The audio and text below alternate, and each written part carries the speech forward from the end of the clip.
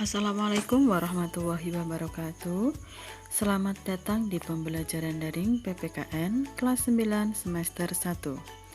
Pada pertemuan kali ini kita masih membahas tentang bab yang kedua, yaitu tentang pembukaan Undang-Undang Dasar Negara Republik Indonesia tahun 1945. Akan tetapi kita membahas poin yang C, yaitu tentang sikap positif terhadap pokok-pokok pikiran dalam pembukaan Undang-Undang Dasar Negara Republik Indonesia tahun 1945.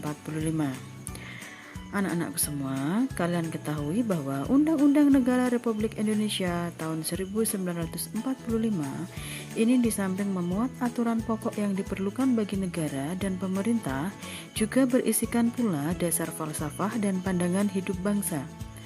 Nah, dasar falsafah bangsa dan pandangan hidup bangsa tersebut telah berakar dan tumbuh berabad-abad lamanya dalam kalbu dan sejarah bangsa Indonesia, dan telah ditempa dan diuji melalui perjuangan yang panjang dan pengorbanan.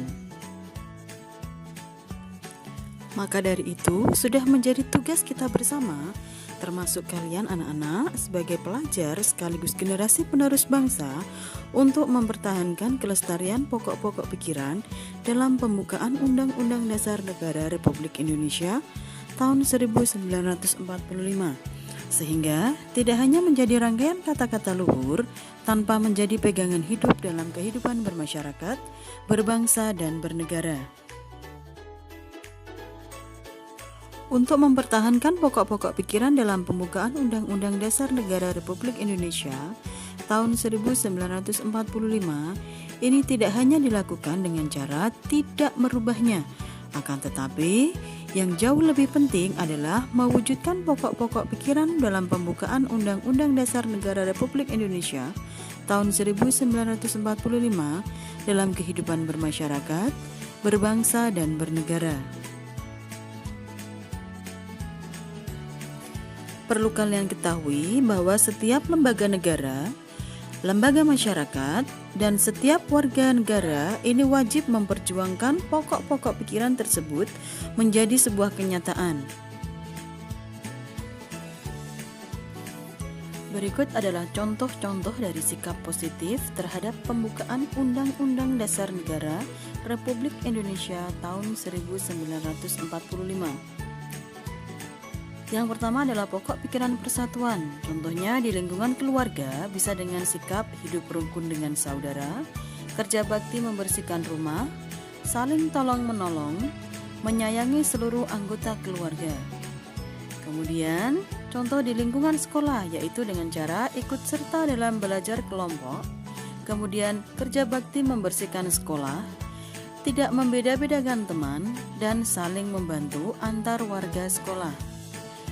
Contoh selanjutnya adalah sikap di lingkungan masyarakat dengan cara ikut serta dalam kerja bakti membersihkan lingkungan, kemudian saling tolong-menolong antar warga, tidak melakukan tawuran, menjaga ketertiban dan keamanan lingkungan bersama.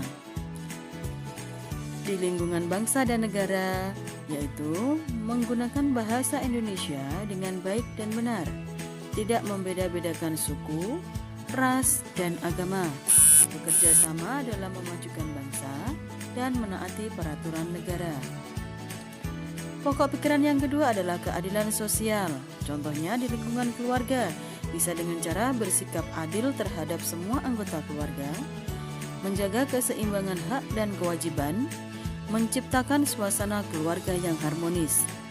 Dan di lingkungan sekolah, bisa dengan cara tidak melakukan bullying. Guru tidak boleh membeda-bedakan siswa dan bersikap adil kepada seluruh anggota sekolah.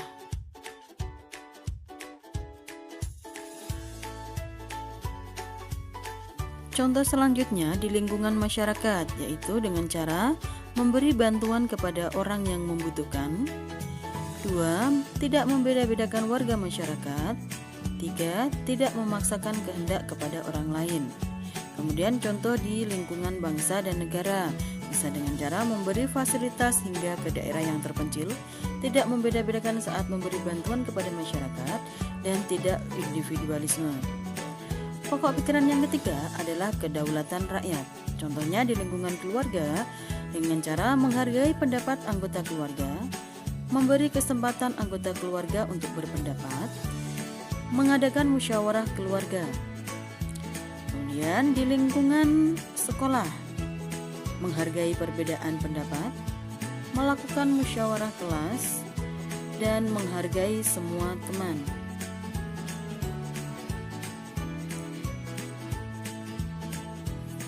Selanjutnya, contoh sikap di lingkungan masyarakat. 1. Musyawarah dalam menyelesaikan masalah, tidak memaksakan kehendak kepada orang lain, tidak mencela orang lain dalam berpendapat. Kemudian di lingkungan bangsa dan negara, yaitu dengan cara menjunjung tinggi harkat dan martabat negara, musyawarah dengan dipilih semangat kekeluargaan dan kebangsaan, dan melaksanakan hasil keputusan rapat negara. Pokok pikiran yang keempat adalah ketuhanan. Contoh selanjutnya di lingkungan keluarga, yaitu dengan melakukan ibadah bersama keluarga, mengingatkan anggota keluarga untuk beribadah, dan saling menghormati antar anggota keluarga yang berbeda agama. Contoh selanjutnya di lingkungan sekolah, yaitu berdoa sebelum dan sesudah melakukan kegiatan, tidak bercanda saat berdoa, dan tidak boleh mengganggu teman yang sedang beribadah. Di lingkungan masyarakat, bisa dengan cara menjalin hidup rukun antar umat beragama, tidak memaksakan suatu agama kepada orang lain, dan menghormati upacara keagamaan dari agama lain. Contoh selanjutnya di lingkungan bangsa dan negara, yaitu melaksanakan kehidupan bernegara dengan berlandaskan ketuhanan, memiliki kebebasan memilih agama sesuai undang-undang, mengakui bahwa Indonesia adalah negara yang mempercayai adanya Tuhan yang Maha Esa.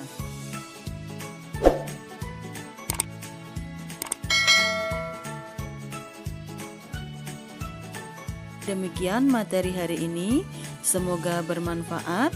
Terima kasih. Wassalamualaikum warahmatullahi wabarakatuh.